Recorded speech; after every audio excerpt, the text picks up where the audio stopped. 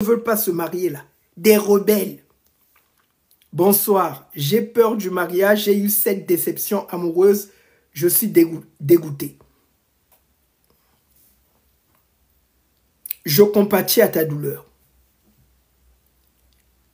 Peu importe le nombre de déceptions que tu as eues, reconnais que la majorité, je réponds à la question, reconnais que la majorité de tes relations n'ont pas été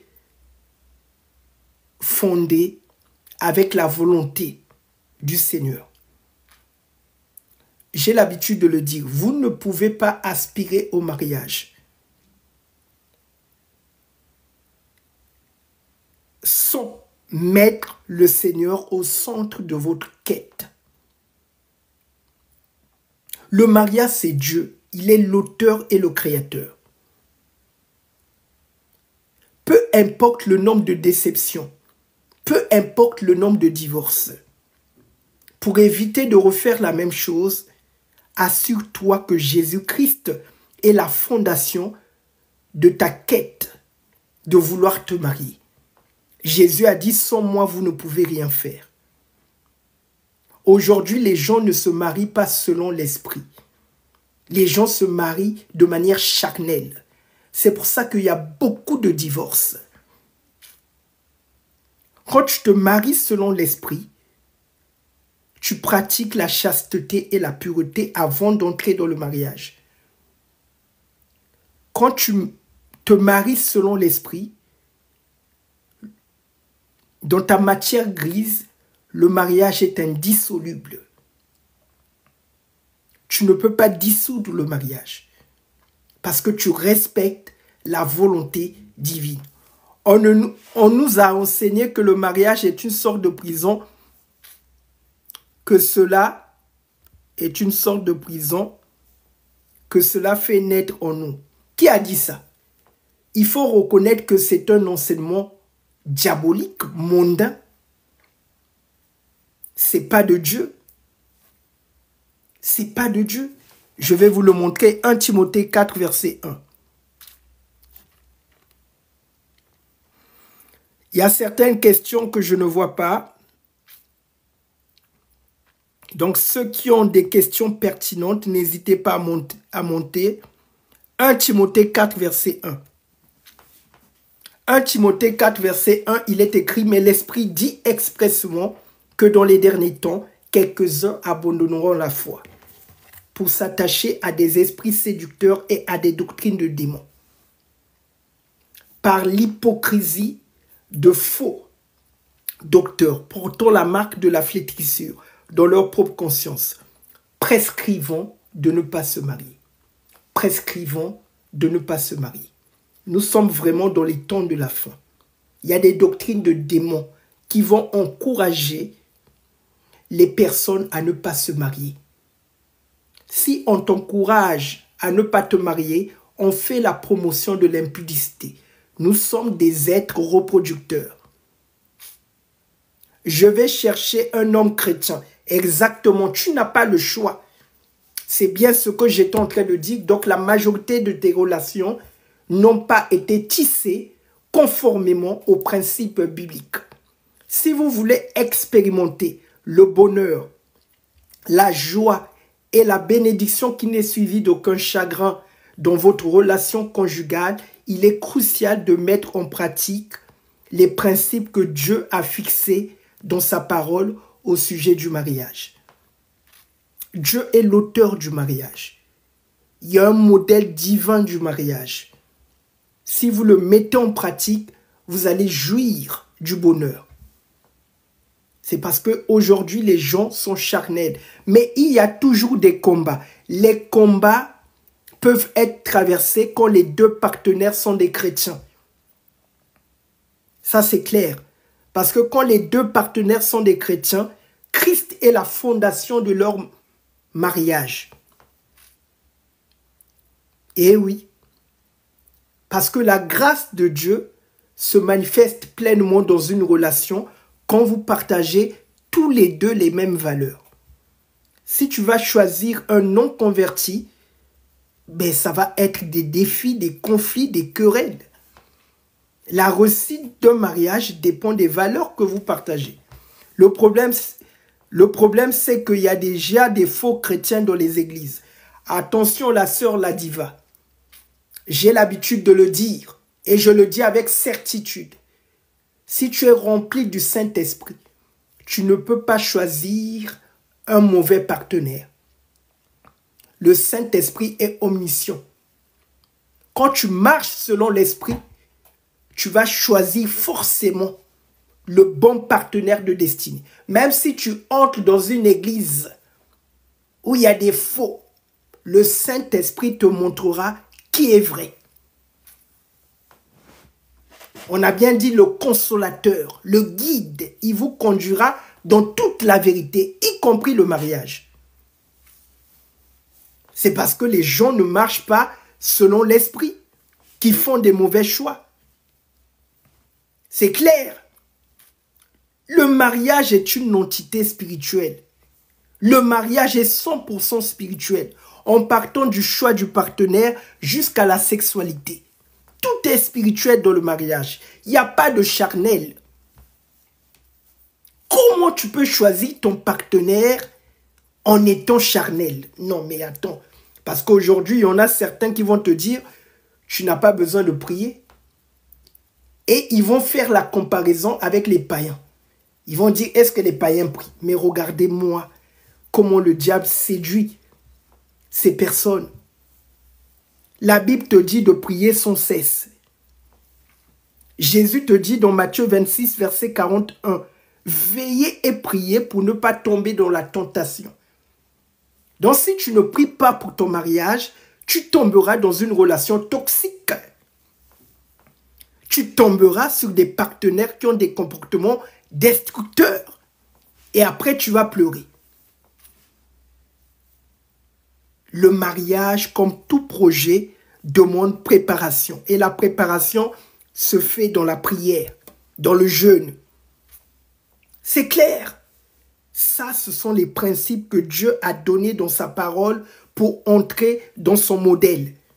Tu ne peux pas te marier et tu ne pries pas, tu ne jeûnes pas. C'est pas normal. Le mariage engage la totalité de ta vie.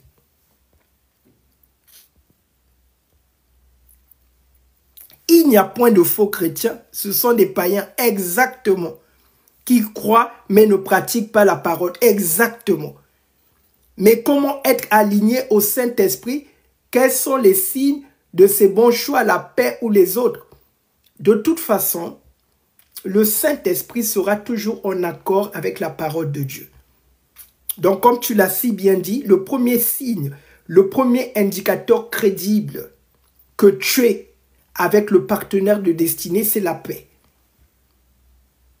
La paix intérieure est l'indicateur crédible le plus fiable que Dieu accepte ta relation. Si tu n'as pas la paix, prends tes clics et tes claques, vas-y. Il y a toujours des signes précurseurs avant d'entrer dans un mariage. Toujours. Ceux qui vont te dire que non, je ne savais pas, c'est faux. C'est parce que ces personnes ont priorisé la chair et ces personnes ont été voilées. Le deuxième signe qui montre que tu es en face du partenaire de destinée, la communication. Donc une communication saine, respectueuse, où tu peux partager tes préoccupations, tes besoins, sans crainte de jugement.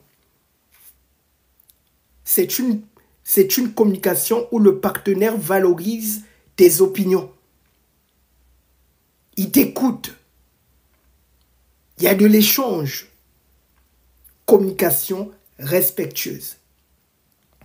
La troisième des choses qui montre que tu es en face de l'homme ou de la femme de la destinée, le respect. Le respect est le signe tangible d'un amour durable. Si cet homme ne te respecte pas, il ne t'aime pas. Si cette femme ne te respecte pas, elle ne t'aime pas. L'amour authentique et durable est toujours fondé sur le respect. Toujours. Le respect n'est pas négociable dans les relations amoureuses.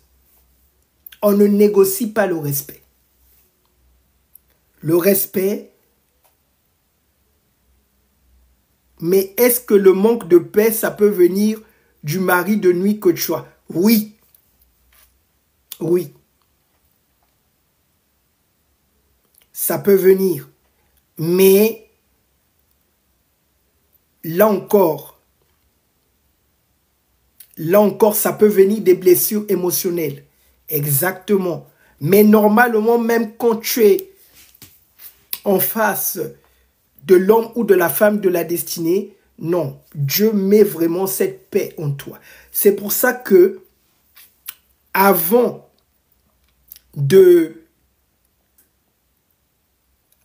d'aspirer à vouloir entrer dans un mariage, tu dois déjà avoir une relation profonde et intime avec le Seigneur. C'est quand tu as une relation profonde et intime avec le Seigneur qu'il restaure ton âme. Donc, si ton âme a des blessures émotionnelles, dans cette relation intime avec lui, il va te guérir. N'entrez pas dans un mariage si vous avez des blessures émotionnelles. De toute façon, si vous avez des blessures émotionnelles, vous êtes disqualifié. Vous n'êtes pas éligible au mariage. Vous allez faire des dégâts. Le mariage, c'est pour les gens en bonne santé. Si tu es blessé, tu vas blesser les autres. Tu vas ralentir la marche de ton mariage. Parfois, ce n'est pas l'homme, mais c'est toi le problème. Parfois, ce n'est pas la femme, c'est toi le problème. Le mariage, ce n'est pas pour les blessés. Va au pied de Jésus. Va déposer tes fardeaux et il va te guérir. Amen. Le quatrième signe que tu es en face de l'homme de la destinée ou du partenaire de destinée, la vision partagée. Ça, ce n'est pas négociable. L'homme de la destinée, la femme de la destinée va forcément, je pèse bien mes mots, va forcément partager la même foi et les mêmes valeurs que toi. Dieu ne va pas t'envoyer un musulman. Dieu ne va pas t'envoyer un païen. Ça, ce n'est pas négociable. Ça, c'est clair. Dieu va t'envoyer son enfant. Dieu va t'envoyer sa fille. Et oui. Donc, si vous voulez expérimenter la grâce du mariage, il est crucial de choisir le bon partenaire.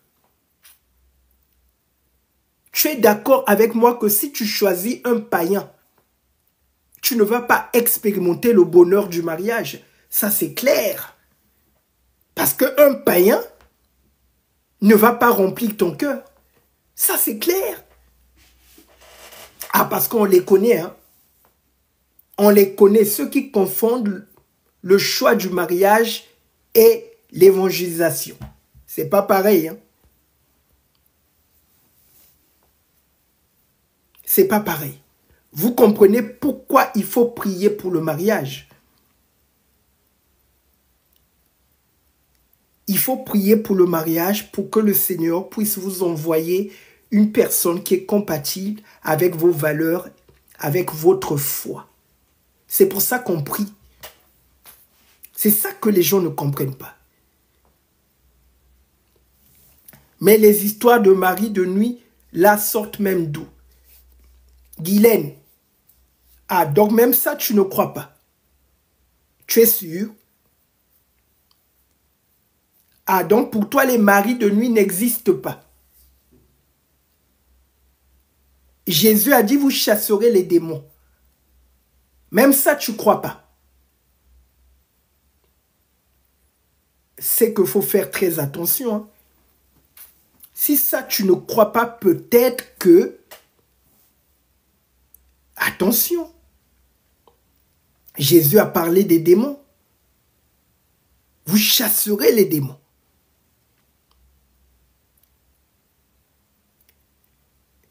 Je crois.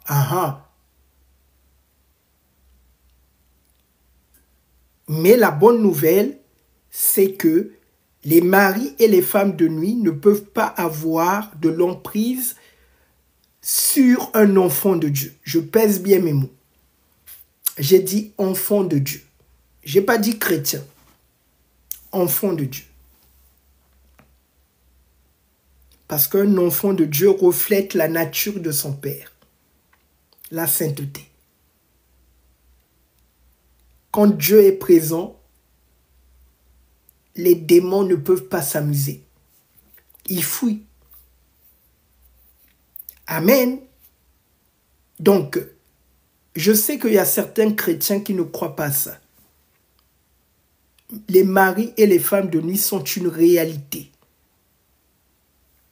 C'est une réalité. Eh oui. Vous savez, il y a certaines choses que je n'ai pas envie de dire ici parce que ça va choquer certains.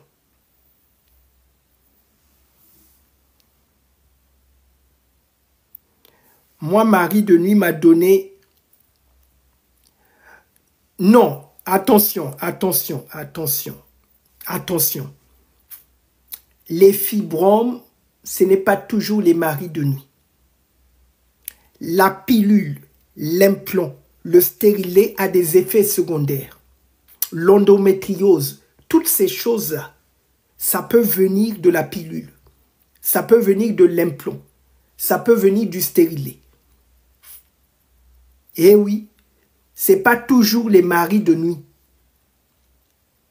Parfois, c'est ton mode de vie. Ça s'appelle les maladies modernes. Donc parfois, il faut laisser les esprits là tranquilles. Ce n'est pas toujours de leur faute. Parfois, c'est ton mode de vie. Il faut le reconnaître. Donc toi, tu n'as pas de responsabilité. Galates 6, verset 7. Ce qu'un homme aura semé, il le récoltera. Donc, il faut bien regarder l'historique de ta vie. Comment tu as marché? Est-ce que tu avais choisi la pilule pendant plusieurs années? Est-ce que tu avais choisi le stérilet, l'implant? Ben, parce qu'il y a des effets secondaires. Eh oui, la pilule, l'implant, le stérilet, sabote le système hormonal de la femme. Vous comprenez pourquoi il faut marcher dans la sainteté? La sainteté, c'est une bénédiction à tous les niveaux. Parce qu'une femme qui marche dans la sainteté finit la pilule, finit l'implant, finit les stérilés. Mes très chères sœurs, dans les temps anciens, fibrome là, ça n'existait pas. Endométriose, cancer de sein, toutes ces choses-là, ça n'existait pas dans les temps anciens. Ce sont des maladies de l'époque moderne parce que les gens prennent des pilules, des stérilés, des implants, mais il y a toujours des effets secondaires. Ce sont des corps étrangers. Tu ne peux pas faire entrer un corps étranger sans effet secondaire. Oui. Oui. Je vous rappelle aussi que la pilule est à l'origine de beaucoup de divorces. L'implant est à l'origine de beaucoup de divorces. Le stérilet est à l'origine de beaucoup de divorces. Je vous le dis parce que toutes ces choses que j'ai précitées vont bousculer le système hormonal de la femme. Et si le système hormonal de la femme est bousculé, ça va prendre le pas sur ses humeurs. Et oui, j'ai été marié, je sais de quoi je parle. Vous savez, moi, je ne parle pas n'importe comment. Hein. C'est pour ça que ne peut enseigner le mariage que celui qui a été marié ou celui qui est dans un mariage. Si tu n'as jamais été marié, c'est de la théorie.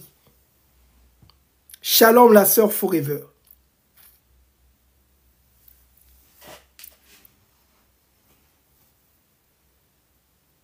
Mais pourquoi moi je me suis marié vierge, mais j'ai un fibrome? Mais ça peut venir de l'alimentation. Hein, ma sœur? Ça peut venir de l'alimentation. Tu es dans quel pays? Je suis d'accord avec vous qu'il y a des maladies spirituelles. Je suis d'accord. Je suis d'accord. Mais l'alimentation aussi peut ouvrir la porte à certaines maladies. Voilà. Plusieurs femmes prennent ça dans le mariage. Est-ce un péché? Alors, ça ne concerne que moi. Moi, ma femme ne prendra pas la pilule. Voilà. C'est pour le bien de ma femme. J'ai déjà été marié, je sais de quoi je parle. Ne blaguez pas avec la pilule. Il y a des effets secondaires.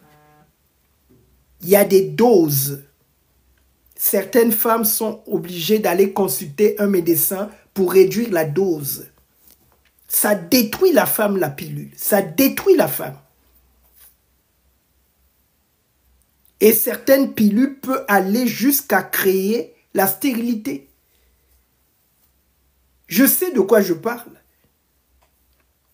Donc, il faut repartir aux méthodes traditionnelles. Ah, je sais qu'il y en a certaines qui vont dire que, mais attends. Et les méthodes traditionnelles, aujourd'hui, il y a des applications qui vont te rappeler, voilà, ton cycle d'ovulation, etc. C'est une application, je n'ai pas le nom. Il y a une application qui cartonne chez les femmes. C'est une application qui a fait ses preuves. Ça te rappelle la période d'ovulation, ça te rappelle tes règles, ça te rappelle que là, tu dois faire attention, etc. Les médecins disent, nous les femmes, alors j'ai pas eu le temps de lire le commentaire. Les médecins disent, nous les femmes africaines, on est né avec. C'est faux.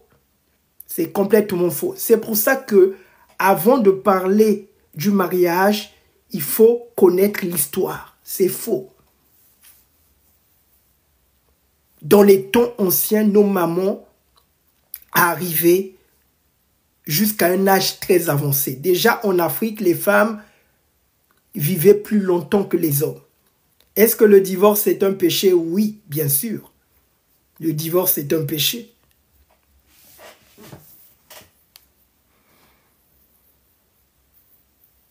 Attention, je vais quand même préciser. Le divorce est un péché quand celui-ci n'est pas conforme à la volonté divine.